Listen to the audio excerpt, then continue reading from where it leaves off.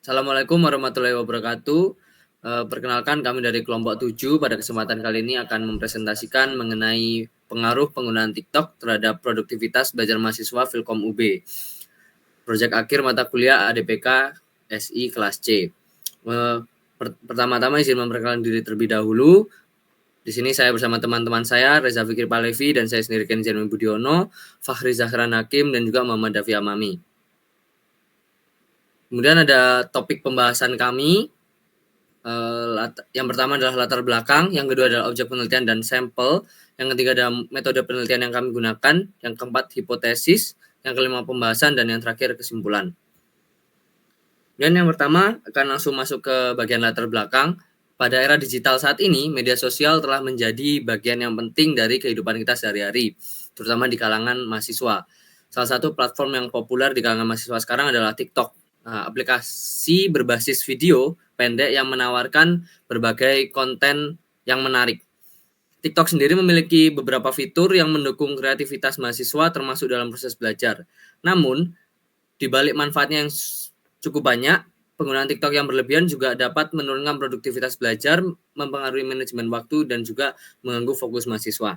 Pada penelitian ini, kami memiliki tujuan untuk memahami pengaruh penggunaan TikTok terhadap produktivitas belajar mahasiswa Filkom UB dengan meneliti manfaat dan juga resiko dari platform ini. Diharapkan mahasiswa dapat memanfaatkan TikTok secara bijak tanpa mengorbankan prestasi akademiknya. Oke, selanjutnya untuk objek penelitiannya seperti yang sudah disampaikan tadi. Jadi, penelitian ini dilakukan pada mahasiswa di Fakultas Ilmu Komputer Universitas Brawijaya. Nah, dari data yang ada dari Filkom UB tahun 2024, jumlah mahasiswa aktif di Filkom UB ini sebanyak 5.111 orang.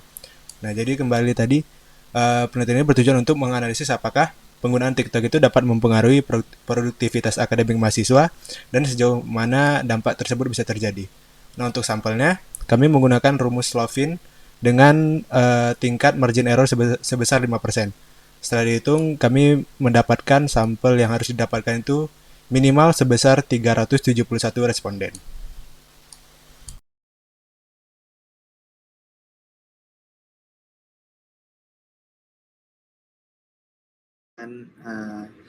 Google Form atau kuesioner untuk mengumpulkan data sebanyak 371, kemudian dilakukan uji asumsi seperti uji normalitas, linearitas, multikolinearitas, dan heteroskedastisitas. Kemudian dilakukan analisis regresi linear berganda. Selanjutnya dilakukan uji hipotesis dengan menggunakan uji T parsial dan uji F simultan, dan yang terakhir kemudian dilakukan analisis pengaruh dengan melihat nilai R-square, kemudian melihat sumbangan efektif dan sumbangan relatif, dan yang terakhir itu dilanjutkan dengan kesimpulan. Nah, ada 3 hipotesis yang kami ajukan pada penelitian kali ini. Yang pertama yaitu pengaruh tingkat frekuensi TikTok terhadap produktivitas belajar mahasiswa Filkom UB. Dengan H01 itu tidak ada pengaruh antara tingkat frekuensi TikTok terhadap produktivitas belajar mahasiswa Filkom UB, dan hipotesis alternatif satunya ada pengaruh tingkat frekuensi TikTok terhadap produktivitas belajar mahasiswa Filkom UB. Kemudian hipotesis kedua yaitu pengaruh durasi penggunaan TikTok terhadap produktivitas belajar mahasiswa Filkom UB. Dengan H02 yaitu tidak ada pengaruh durasi penggunaan TikTok terhadap produktivitas belajar mahasiswa Filkom UB, dan alternatif pada hipotesis kedua yaitu ada pengaruh durasi penggunaan TikTok terhadap produktivitas belajar mahasiswa Filkom UB, dan hipotesis yang terakhir yaitu pengaruh jenis konten terhadap produktivitas belajar mahasiswa Filkom UB. Dengan H03-nya yaitu tidak ada pengaruh jenis konten terhadap produktivitas belajar mahasiswa Filkom UB, dan hipotesis alternatif 3-nya yaitu ada pengaruh jenis konten terhadap produktivitas belajar mahasiswa Filkom UB.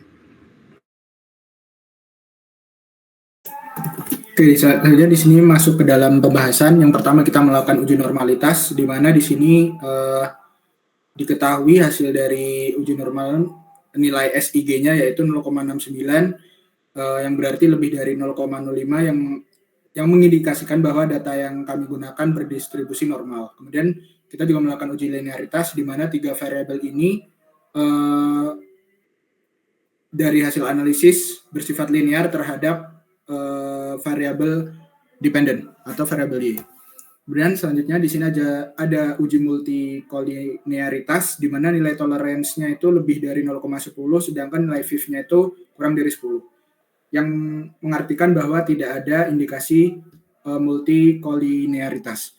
Kemudian kita juga melakukan uji heteroskedasitisitas di mana menunjukkan nilai signifikansinya dari ketiga variabel tersebut itu lebih dari 0,05 yang mengartikan bahwa tidak ada indikasi terjadinya heteroskedastisitas. Nah, kemudian kita lanjut ke analisis regresi berganda, di mana dari hasil analisis kami, maka dapat disimpulkan bahwa rumusnya yaitu Y sama dengan 2,991 plus 0,014 X1 plus 0,002 X2 min 0,024 X3.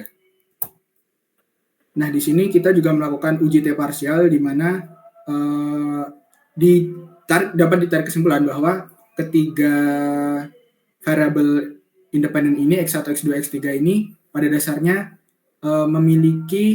tidak memiliki hubungan yang signifikan atau pengaruh yang signifikan terhadap variabel independen atau variabel Y secara parsial atau secara sendiri-sendiri sesuai dengan variabel masing-masing.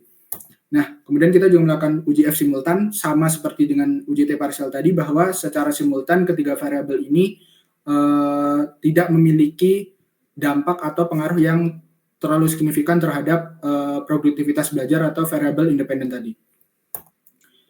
Nah, di dalam uji R-square kita melakukan analisis pengaruh di mana menunjukkan nilainya itu 0,4% pengaruh dari ketiga variabel tersebut terhadap variabel Y atau variabel independen. Di mana ini sangat-sangat kecil, di mana sisanya 99,6% itu dipengaruhi oleh variabel lain yang tidak diteliti.